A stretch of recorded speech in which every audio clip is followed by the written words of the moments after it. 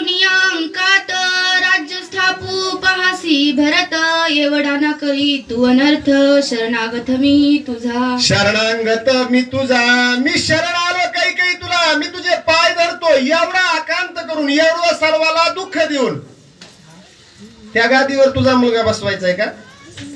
अर्जुन म्हणले होते का भगवान श्रीकृष्णाला ए देवा अरे आपले सर्व मारायचे यांच्या रक्तानं न्हालेल्या त्या राजगादीवरती त्या सिंहासनावरती ते राज्य काय कामाचं नको बाबा मला मी नाही युद्ध करणार ते म्हणले अर्जुना जरा डोळे उघड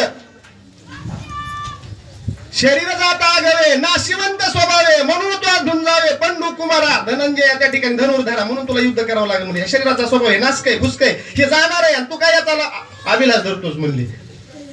हे नाही अगोदरच गेलेले ते हे तू नुसतं निमित्ताला आहेस तसं राजा दशरथजी म्हणले एवढा आकांत करून एवढं दुःख देऊन तुझ्या भारताला राजगादी द्यायची का तुला मग तुला आनंद होणार आहे का असं करू नको ना काही मी तुझ्या पाया पडतो मी तुला हात जोडतो पण गेलेला शब्द आहे बाई हाताला पिटली नाव आहे तिचं काही कोण ठेवतंय का हो नाव काही आहे का कुणाचं नाव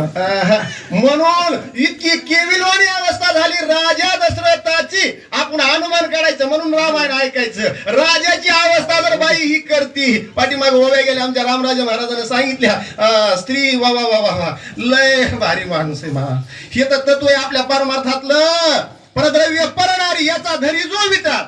पत्य तरी हे चिजवणे परद्रव्य परनारी जो कोणी पाळले एवढंच तत्व आहे महाराज आणि याच्यातून आलिप्त राहिले पाहिजे राजा दशरथाला अडचण आली दुःखी केलं काय बोलले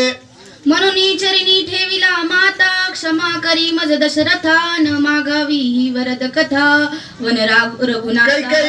मी तुझ्या पाया पडतो तुझ्या पायावर नतमस्तक होतो काहीही कर तुझा निर्णय बदल माझ्या रामाला वनवासाला लावू नको आता मी तुझ्यासाठी अजून काय करू असं राजा दशरथजी बोलतात रामा सोदे मज पासी राज्य देतो मी भरतासी प्रतिभू देतो वसिष्ठाशी तो आभासी नियंता